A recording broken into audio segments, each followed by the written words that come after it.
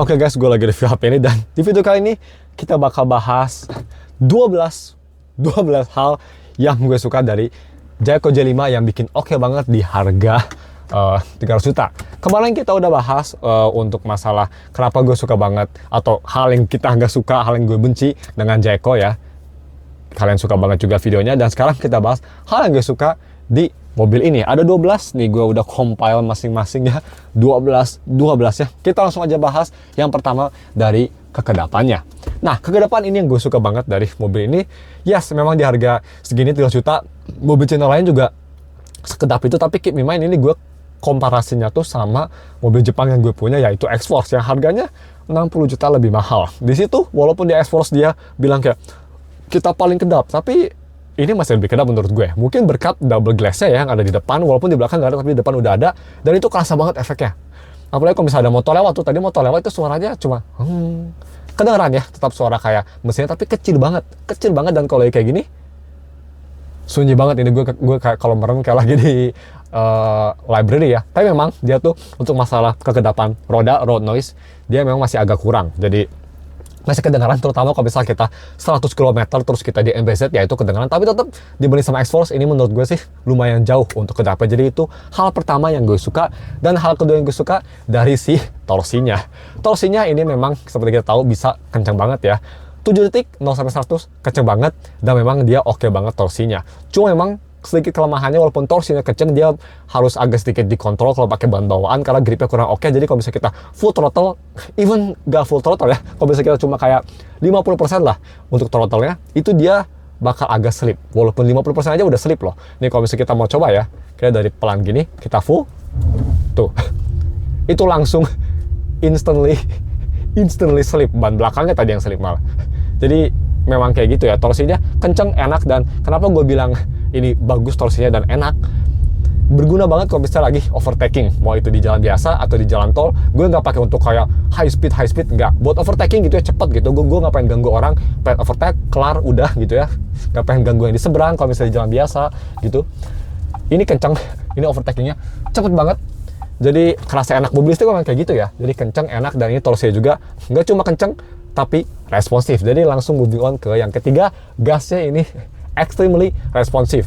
Even di Eco ya, ini gue lagi di Eco, kita gas dikit dia tuh responsif. Dan gak cuma responsif, ini yang gue suka, dia stepnya bagus karena mungkin dia nggak ada gigi ya. Jadi dia tuh range-nya tuh kerasa enak, kayak lagi main game di simulator, kayak bisa di game aja gitu kan. Kalau mobil bensin kan, apalagi CVT ya kayak X-Force, dia ganti gigi tuh kayak dutan, terus kayak gak perfect gitu si step gasnya tuh, si gasnya tuh kayak nggak gradual. Kalau ini gradual, enak, nyaman. Overall sih gue suka banget sama si gasnya, kenceng, responsif, enak banget. Cuma memang kalau misalnya kalian ingin lebih responsif, bisa di normal atau sport. Tapi menurut gue sih Eco aja udah lebih dari cukup. Yang keempat, ADAS-nya ini komplit. 17 ADAS, yes, mungkin nggak sekomplit zaman sekarang ya.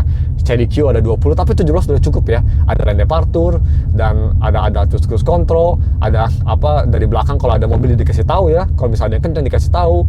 Ada automatic emergency braking buat di tol. Kalau di jalan biasa sih matiin ya, takutnya motor terlalu mepet terus nabrak. Tapi ya komplit, enak gitu, banyak. Dan yang gue suka juga dari mobil ini, nggak cuma komplit, dia gak riuh juga, jadi gak sesensitif kayak Chery. Walaupun ini sama-sama Chery, tapi gue bisa bilang dia terutama untuk cruise control dia gak sesensitif yang gue kira. So that's good ya. Jadi gak ngerem mendadak atau ngegas mendadak, itu lumayan smooth lah transisinya. Dan kalau misal kita mau ngomongin masalah si responsivitasnya, cruise control di sini nyaman banget. Jadi ya, yang kelima yang gue suka yaitu dari cruise control, adaptif terutama. Again, gue nggak bisa coba di KBP gini ya, karena kalau di KBP gini kan dia lainnya agak nggak karuan, jadi takutnya dia amburadul belokannya. Tapi kalau dipakai di tol ya, adaptif cruise control atau ACC itu berguna banget. Apalagi even di tol yang macet, kali dia bisa ngerem, ngegas, belok sendiri, itu enak gitu. Jadi ya, cruise control berguna banget. Dan yang gue suka dia tuh apa, ngeremnya tuh dia nggak, emang remnya pakem, tapi nggak mendadak banget saya bikin orang belakang kaget gitu. Kalau gue lihat dari speednya sih rem oke-oke aja, dan gasnya juga dia nggak langsung boom ngegas kayak di X-Force ya. Kalau gue pakai X-Force itu cruise control, kalau ngegas dia langsung ngegas gitu. Kalau ini dia gradual gasnya yang gue suka, dan kerasa smooth juga gitu. Jadi itu yang gue suka. Cuma sedikit kelemahan dari cruise control ini, kalau misalkan dia tuh biasa ada lizard. Tapi ya kelemahan dari mobil ini tuh si setirnya. Kalau misalnya kita mau take over kan setiap 10 detik kan harus pegang setirnya ya. Kalau di Jayco ini sama kayak di Suzuki Fronx seperti mas, jadi kita tuh harus digoyang-goyangin motion, dia bukan pakai sensor sayangnya. Jadi ya seperti itu. Bisa jadi itu biar lebih murah mungkin ya mobilnya, atau memang dia biar lebih safe, karena kan kalau pakai sensor gitu banyak yang diakal-akalin, disarungin gitu ya biar bisa selamanya kepegang. Jadi ya gue rasa sih ada plus minusnya ya, biar nggak ada orang yang akal-akalin kayak gitu. Tapi memang itu bukan teknologi yang paling wah gitu, pakai motion gini aja, dia harus digerak-gerakin, nggak bisa dipencet atau ya dipegang doang kayak mobil-mobil yang lebih mahal gitu. Itu aja. Tapi cruise control di sini I fucking love it, adaptifnya enak. Oke. GR Yaris bos, mobil impian, manual GR Yaris mantap sih pasti. Anyway, moving on, kita ke yang 6 ya. Yang 6 yang gue suka yaitu dari trunk sama frangnya yang cukup besar. Terutama trungnya belakang, dia lumayan gede ya, lumayan gede. Terus dia tuh ada kayak slide-slide-nya, jadi kan bisa di slide-slide aja gitu, gampang, enak ya, tanpa worry. Jadi belakangnya gede, dan juga frangnya juga nggak kalah gede nih, yes, cuma 70 liter. Kalau bisa tadi dibuka gitu, memang kelihatan kayak kecil, tapi ada trunk sama frang, storage-nya bagus, terutama frang ya. Kalau misalkan punya barang yang bau atau misal basah, taruh aja di situ. Dia juga ada kayak buat filter, jadi kalau kalian basah gitu ya, kalian beli ikan terus netes-netes, dia bisa langsung filterin ke bawah gitu, ada kayak bolongannya. Jadi trunk sama frang ini mantap sih, gue suka. Dan itu juga fokusin ke yang 7, yaitu yang menurut gue penting banget di harga segini. Banyak mobil yang belum loh, Atowan belum, Ion UT belum juga. Apa itu kira-kira? Sorry, batuk dikit. Yes, ban serep. Oke. Di Jayco J5 memang gak ada ban serep, tapi di bagasinya dia udah ada moldingnya buat ban serep atau kayak rangkanya gitu, udah ada di belakang. Dan kalian udah bisa beli kok di Jakarta, banyak terutama. Kalau bisa mau beli ban serep, gue lihat banyak sih. Ada satu toko yang jual pure langsung dari Cinanya, Jayco ban serep, kalian bisa beli dan bisa langsung plug and play, pasang ke situ tanpa ada masalah. Aduh, semoga nggak berisik. Ini gue udah pakai dead cat si mic-nya, semoga suara kayak gitu nggak berisik sih. Tapi ya overall untuk masalah si trungnya dia udah ada ban serep, moldingnya kalian tinggal beli ban serep langsung pasang. Oke, itu menurut gue penting banget ya ban serep. Di Ion UT belum ada, itu satu alasan kenapa gue nggak jadi beli Ion UT. Itu penting banget karena adik gue pernah pas di tol banyak meletus, langsung ke pinggir, untung ada ban serep. Dan di Avanza tuh bagusnya dia nggak cuma dikasih ban serepnya, tapi dikasih ban serep yang full size. Mantap ya Toyota di harga segitu, jadi mantap banget udah dikasih.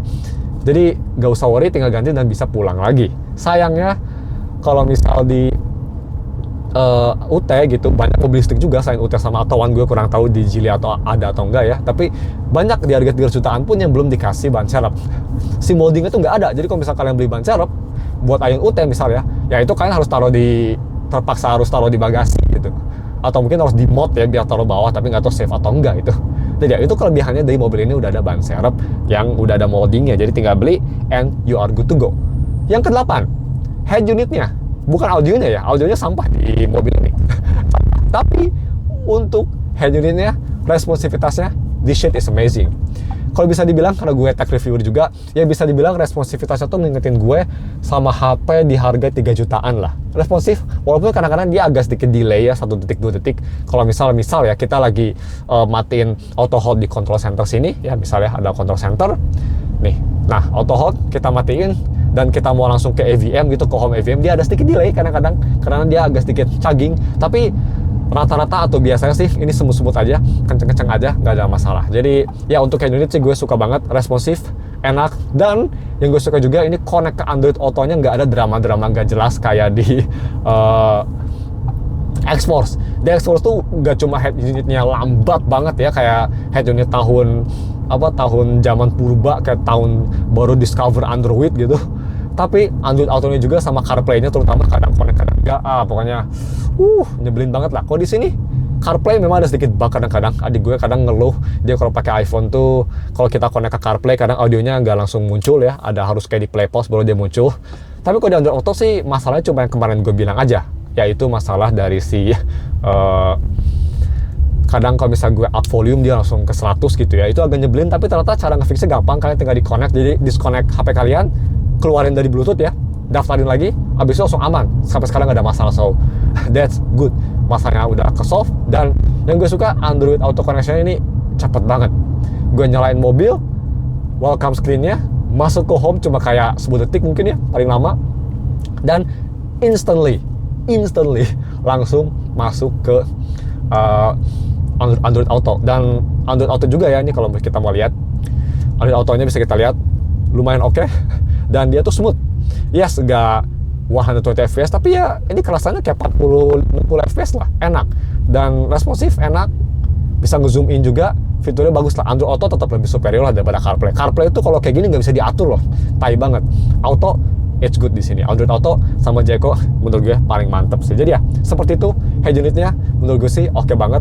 Cuma ya memang buat kalian yang pecinta head unit landscape sih, ini nggak bisa di rotate kayak BYD, itu yang bikin sayang. Tapi sih gue sih nggak ada masalah, gue malah lebih prefer portrait gini karena bisa lebih banyak ngelihat sesuatu ya, mapnya gitu, bisa sampai atas gitu. Jadi I'm not complaining boys, I'm not complaining.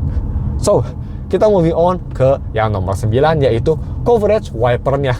Ini sangat penting kalau bisa kalian pasang ini nih, pasang dashcam kayak gue kan pasang dashcam di atas ya. Itu berguna banget karena di beberapa mobil termasuk X-Force gue, kalau misal mau pasang dashcam itu nggak bisa di atas sini, harus agak bawah, karena kalau nge-wipe tuh dia cuma sampai sini. Artinya kalau lagi hujan ini nggak bakal ke-wipe, jadi harus agak di bawah. Yang kalau biasa ditaruh di bawah itu bakal annoying banget ya, bakal ganggu banget. Kalau ini nggak, dia nge-wipe-nya tuh bener-bener sampai full banget nih. Kalau bisa gue wipe ya, kalau bisa gue wipe nih, tuh sampai ujung kaca. Jadi mantep lah. Ini gue padahal ya gue udah ganti wiper, tapi gue samain size sama yang size bawaan. Jadi yang wipe-nya udah full coverage banget lah, bagus, bisa dibilang udah mantep gitu.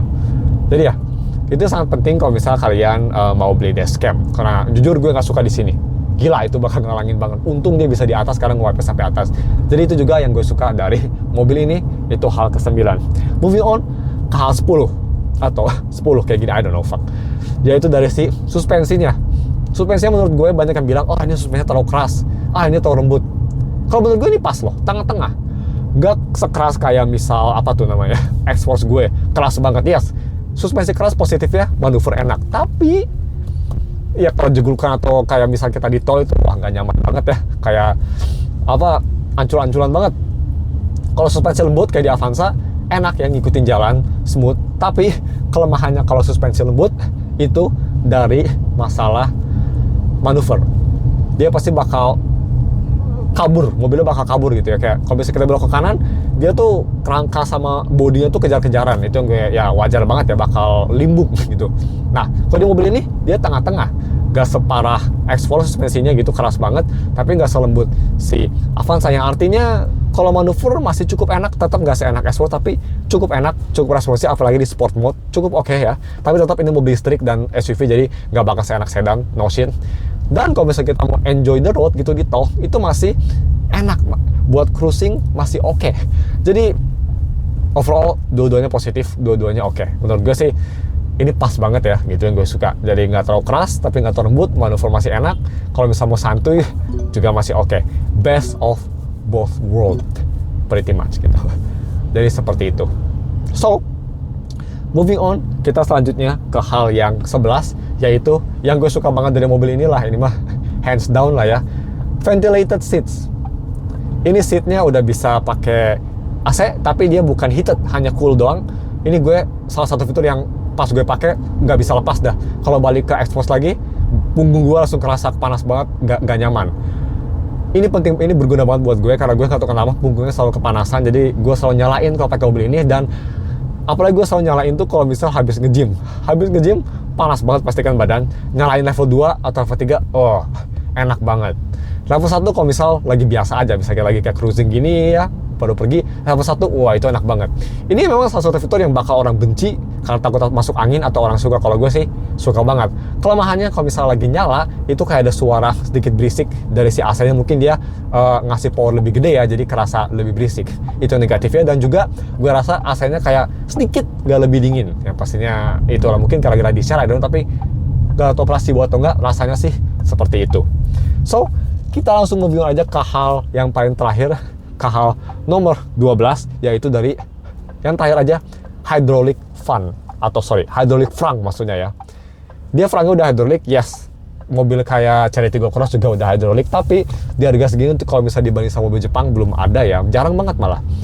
3 juta udah hidrolik, itu berguna banget, apalagi kalau di combo dia ada frunk. Wah itu enak banget ya, tinggal buka, masukin barang, mantap. Cuma kelemahannya hidrolik tuh menurut gue, nutupnya kalian harus di bek gitu ya, harus di pung gitu, nggak bisa dilepas doang. Kan biasa kan ada orang yang nutupnya tuh kayak dilepas langsung nutup biar nggak ngerusak cupnya, biar nggak penyok. Ini kita harus tetap paksa pakai power dikit.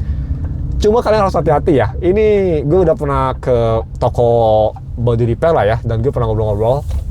Dan katanya tuh Jayco J5 tuh cupnya agak tipis. Jadi kalau kalian puk gitu, wah itu bisa penyok, hati-hati. Ada yang pernah penyok juga soalnya. Jadi mending kalian tuh pas, jangan terlalu kecil, jangan terlalu lambat. Coba-coba aja gitu nutup ya, sampai blok nutup, and we're good. Jadi ya seperti itu aja sih menurut gue. Hati-hati aja nutupnya, jangan terlalu agresif gitu ya, jangan terlalu brutal. Harusnya aman sih kalau udah kayak gitu. Seperti itu. Jadi ya itu menurut gue. Dan kita lihat deh, gue mau cari parkiran, parkir di sini deh ya, atau nggak usah ke kiri dikit. Itu dia 12 hal yang tadi gue sebutin yang gue suka dari mobil ini, yang kelihatan lah, yang kerasa. Tapi overall sih di harga 300 juta jujur ya, ini mobil mantep ya. Gue tetap suka, dan dibanding sama X-Force sih I'll pick this any day. Mungkin kelemahannya audio ya, kalau misalnya gue lagi stres pengen dengerin lagu, gue pilih X-Force. Tapi regardless of shitty audio di mobil ini mobil gila nyamannya loh. Buat cruising gitu, wah ini enak banget menurut gue.